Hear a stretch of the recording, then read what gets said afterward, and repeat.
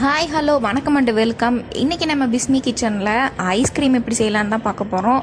அடிக்கிற வெயிலுக்கு இந்த சம்மர் டேஸ்க்கு நல்லா சிலு சிலுன்னு ஒரு ஐஸ்கிரீம் செஞ்சு சாப்பிட்டா எப்படி இருக்கும், அதுவும் வீட்டிலையே ஈஸியாக நமக்கு கிடைக்கிற திங்ஸை வச்சே செஞ்சு சாப்பிட்டா எப்படி இருக்கும். ஸோ பிள்ளைங்களும் நல்லா விரும்பி சாப்பிடுவாங்க. அண்டு இந்த சம்மர் டேக்கு ஐஸ்கிரீம் அப்படின்னாலே நம்ம மறக்க முடியாத ஒரு விஷயந்தான். ஸோ ஐஸ்கிரீம் எப்படி செய்யலாம் அப்படிங்கிறது தான் நம்ம இன்றைக்கி இந்த வீடியோவில் பார்க்க போகிறோம். நம்ம சேனலுக்கு புதுசாக இருந்தீங்கன்னா சப்ஸ்கிரைப் பண்ணாமல் சப்ஸ்கிரைப் பண்ணிடுங்க. இதுக்கு ஃபஸ்ட்டு கொஞ்சம் அகர் அகர் வாங்கிக்கோங்க. இது மாதிரி தான் இருக்கும். இது கடல் பாசின்னு கூட சொல்லுவாங்க. ஸோ இதை வாங்கி இந்த மாதிரி நமக்கு கொஞ்சமாக எடுத்துக்கிட்டாலும் போதும். லைக் இது கண்டிப்பாக வேணும் அப்படின்னு சொல்லலை. ஒரு ஐஸ்கிரீம் செஞ்சுட்டு கொஞ்சம் உள்ள கலர்ஃபுல்லாக இருக்கணுக்காக ஜெல்லி செய்ய போகிறோம். அதுக்காக தான் அகர் அகர்.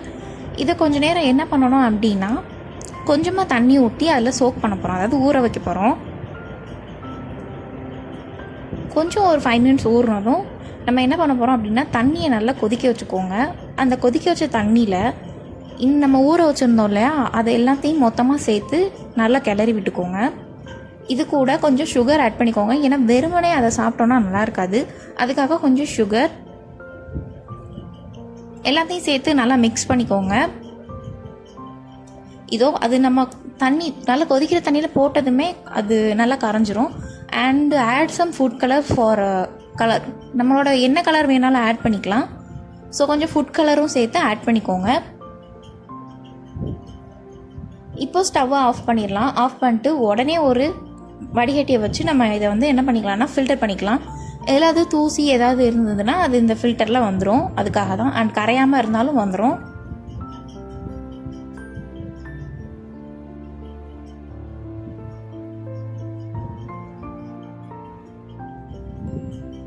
இந்த மாதிரி நல்லா வடிகட்டி எடுத்துக்கோங்க. இதை ஒன்றுமே நீங்கள் செய்வேன்னா சாதாரணமாக ஒரு கொஞ்சம் நேரம் வச்சுருங்க வெளியே. இப்போது ஒரு பேன் எடுத்துக்கோங்க. பேனில் 1/2 லிட்டர் பால் எடுத்துக்கோங்க. நல்லா ஃபுல் ஃபேட் மில்கே வாங்கிக்கோங்க. 1/2 லிட்டர் பால் நல்லா கொதிக்கட்டும். ஃபஸ்ட்டு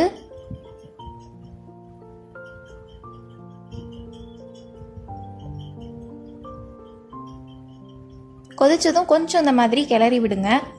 பால் 1/2 லிட்டர் பால் ஒரு 200 ml அப்படி இல்லைன்னா ஒரு 250 ml அது குறையிற லெவலுக்கு 300லேருந்து 200 ml அது குறையிற வரைக்கும் நம்ம அதை கிளறி விட்டுக்கலாம்.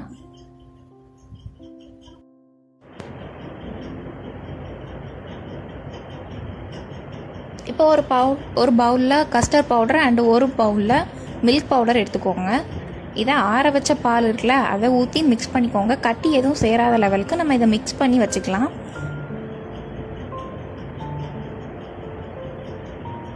அதே மாதிரி பால் பவுடரையும் நம்ம மிக்ஸ் பண்ணி வச்சுக்கோங்க.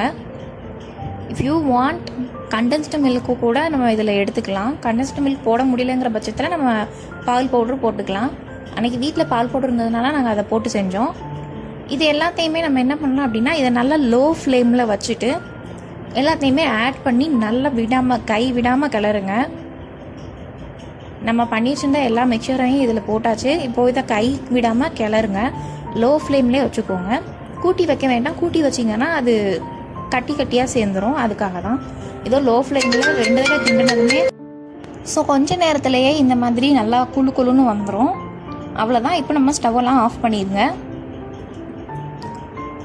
ஸ்டவ்வெல்லாம் ஆஃப் பண்ணிட்டு இதை கொஞ்சம் நல்லா ஆற வச்சுக்கோங்க. ஆற வச்சதும் இது ஒரு மிக்ஸி ஜாருக்கு மாற்றி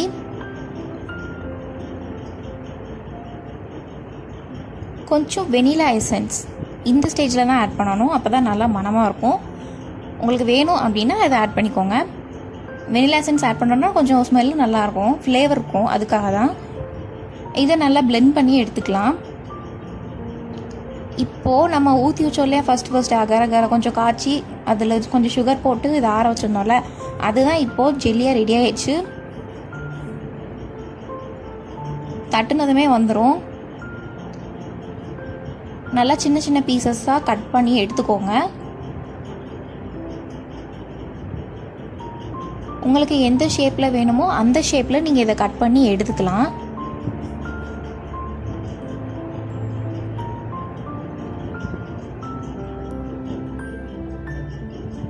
இதோ அழகாக ஸ்கொயர் ஷேப்பில் இல்லை ரெக்டாங்கிள் ஷேப்பில் வந்துடும். உங்களுக்கு எந்த ஷேப் வேணுமோ அந்த ஷேப்பில் கட் பண்ணி எடுத்துக்கோங்க. இப்போது இதை நம்ம கண்டெய்னரில் மாற்றி ஃப்ரீசரில் வச்சுட்டு சர்வ் பண்ணலாம். கொஞ்சம் ஃபர்ஸ்ட்டு ஜெல்லியை போட்டுக்கிறோம். அதுக்கப்புறம் நம்ம பிளெண்ட் பண்ணி வச்சுருந்தோம்ல அதை கொஞ்சம் ஆட் பண்ணிக்கிறோம்.